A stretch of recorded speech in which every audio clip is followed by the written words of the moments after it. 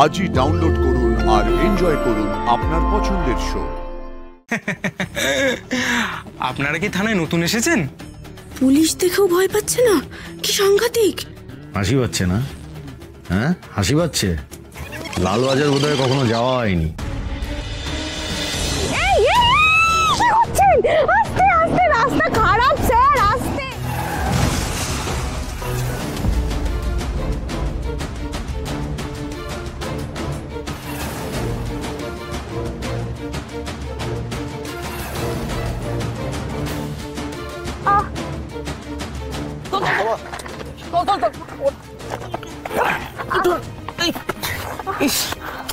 কি অবস্থা দাদা, আপনারা ঠিক আছেন তো? ম্যাডাম, ম্যাডাম কোনো অসুবিধা হচ্ছে না তো? আপনার হাতটা তো একদম ছড়ে গেছে ম্যাডাম, আপনি ফার্স্ট এড করিয়ে নিন। হেলমেট পরেছিল, নাহলে তো চোখে মুখেও লাগতো। হ্যাঁ, হাসি তো অনেকটা ছড়ে গেছে, খুব জ্বলছে না? হসপিটালে যেতে হবে। এখানে না না না স্যার, আমি ঠিক আছে, আপনার কোথাও লাগেনি তো? না না, আমি ঠিক আছি। আবার একটা অ্যাক্সিডেন্ট, কিছুতেই এই রাস্তা ঠিক হবে না। গত মাসেও তো এখানে একটা অ্যাক্সিডেন্ট হলো। এটা তো ছোটখাটো, আর তার আগেরটা, উফ, আমার এখনো মনে পড়লে যা হয় না। আরে ওই তো ওই সঞ্জনা বুটিকের মেয়েটা, সেদিন আমার ম্যারেজ অ্যানিভার্সারি ছিল। আমি রাস্তায় এসে দেখলাম মেয়েটা ওই রাস্তায় পড়ে কাতরাচ্ছে। আচ্ছা তোরাই বল, একটা মেয়ে রাস্তায় ওরকম ছটফট করছে, আমি কি করে ফেলে চলে যাই? আমি নিয়ে গিয়েছিলাম হসপিটালে। দাদা এক মিনিট, বলছি কবে ঘটেছিল ঘটনাটা একটু বলতে পারবেন? মানে আমি আসলে এই বুটিকে না দুই একবার এসেছি, তাই জিজ্ঞেস করছিলাম। যাক, ভালো ম্যানেজ দিয়েছে হাসি, এটা না বললে লোকগুলো সন্দেহ হতো। 29শে সেপ্টেম্বর ম্যাডাম, ওই দিন আমার ম্যারেজ অ্যানিভার্সারি ছিল, তাই তো আমি তারিখটা মনে রেখেছি। তারপর মেয়েটার কি হলো? খারাপ লাগলেও আমার সেদিন সত্যিই কিছু করার ছিল না।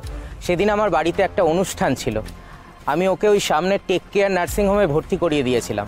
সেদিন অবশ্যই মেয়েটার অবস্থা খুবই ক্রিটিক্যাল ছিল, কিন্তু বিশ্বাস করুন তারপরে আর আমার খোঁজ নেওয়া হয়নি।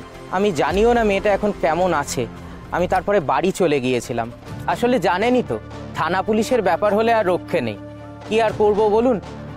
কিন্তু ওই ঘটনার পর থেকে উনি আর ওই বুটিকটাও খোলেন না। আদেও বেঁচে আছেন কিনা তাই আমার সঠিক জানা নেই। এক্সকিউজ মি, এক মিনিট। বলছি সঞ্জনা মানে কি, মানে ওরই কথা বলছি? মানে সঞ্জনা বুটিকের তো অন্য মেয়েও হতে পারে। হ্যাঁ, সে হতেই পারে, কিন্তু ওরা তো বলছে দোকানটা বন্ধ ছিল, আর একমাত্র মালিক না থাকলে তো দোকান বন্ধ থাকে, আর সঞ্জনাই তো মালিক। আর সব থেকে বড় কথা, ওই 29শে সেপ্টেম্বরের ডেটটা নিয়ে না আমার মনটা খচখচ করছে।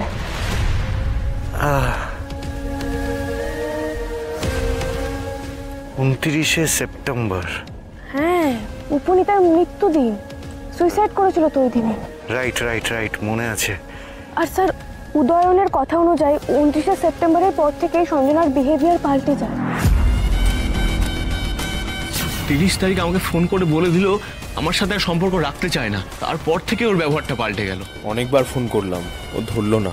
রাত হয়ে গিয়েছিল, বাড়িতেও ফোন করতে পারছিলাম না। সবটাই যেন মিলে যাচ্ছে। এবার তাহলে আমাদের কি করা উচিত? স্যার, আমার মনে হচ্ছে আমাদের একবার টেক কেয়ার নার্সিং হোমে যাওয়া উচিত। চলুন। ঠিক, দাঁড়াও। দাদা, আপনাদের অসংখ্য ধন্যবাদ, থ্যাংক ইউ সো মাচ আমাদের হেল্প করার জন্য। আপনি চালাতে পারবেন? হ্যাঁ, পারবো। পারবেন তো? ঠিক আছে, সাবধানে যাবেন। হ্যাঁ, থ্যাংক ইউ। এসো।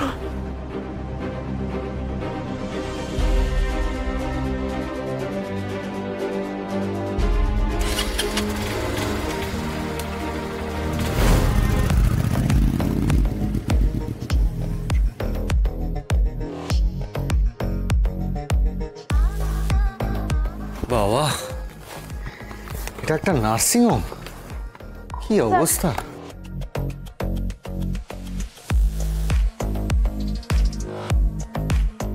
সাবধানে।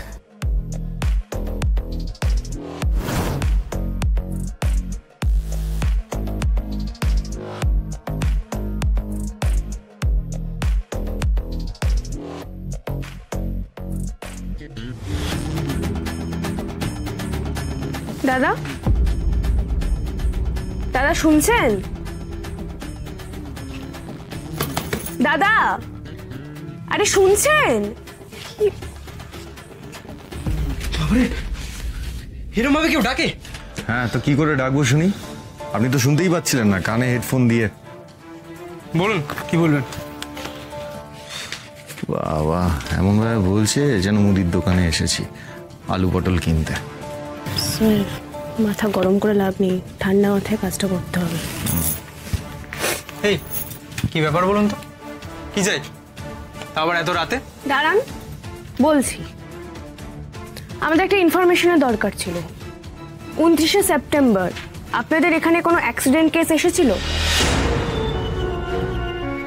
এখানে কি আমি পেশেন্টের ইনফরমেশন দেওয়ার জন্য বসে আছি নাকি? এই যান তো আপনারা, যান।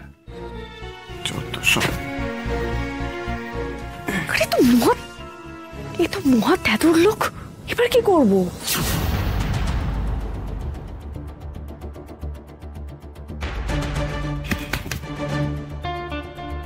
Crime branch.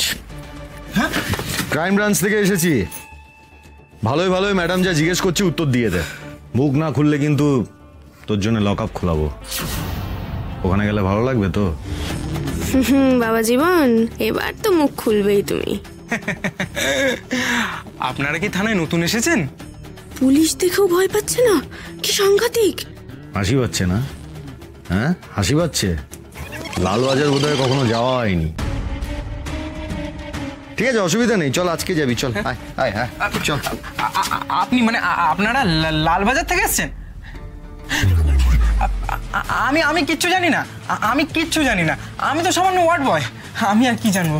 শুকিয়ে গেল তো মুখটা? হ্যাঁ, চল চল চল। কি হলো, এতক্ষণ তো খুব গলাবাজি করছিলিস, এবার কি হলো? শোন, এখানে কি কি বেআইনি কাজকর্ম হয় না সব আমার জানা আছে। একবার জেলে গেলে আমি কিচ্ছু জানি না স্যার। ওই যা জানে ডক্টর চৌধুরী জানে। উনি এখানে সব অ্যাক্সিডেন্ট কেসগুলো দেখে। আমি কিচ্ছু জানি না। পথে এসো বাছা। উনি এখন কোথায়? ওইদিকে যান, ভেতরে যান, যান না, যান যান যান।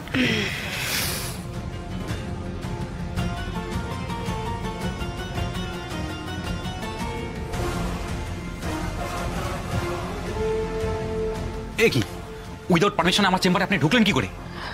সরি ডক্টর, আসলে আমরা খুব বিপদে পড়ে বাধ্য হয়ে এসেছি। একটা খুব জরুরি ইনফরমেশন আমাদের দরকার এক্ষুনি, তাই ভাবে ঢুকে পড়লাম। 29শে সেপ্টেম্বর সঞ্জনা দাসের অ্যাক্সিডেন্ট কেসটা আপনি সামলেছিলেন না? ওনার কি হয়েছিল একটু প্লিজ বলবেন? মস্করা, এই রাতের বেলা মস্করা হচ্ছে আমার সঙ্গে। রোজ হাজার হাজার পেশেন্ট আসছে, তার মধ্যে কবে কি হয়েছে সেটা আমি মনে রাখবো কি করে? মাফ করবেন, আপনার নার্সিং হোমের যা অবস্থা দেখে তো মনে হচ্ছে না রোজ রোজ হাজার হাজার পেশেন্ট আসে এখানে। শুনুন, এই রাত্রিবেলা না। না, উনি এভাবে কথাটা বলতে চাননি। আসলে কি বলুন তো, আমরা না ভীষণ ঘেটে আছি। আপনি প্লিজ একটু খুঁজে দেখুন না, 29শে সেপ্টেম্বর সঞ্জনা দাস বলে কেউ এসেছিল আপনার কাছে? দেখুন, এই রাত্রিবেলা আপনাদের সঙ্গে অযথা আমি সময় নষ্ট করতে পারবো না। আপনারা প্লিজ প্লিজ আসুন, আপনারা এখন।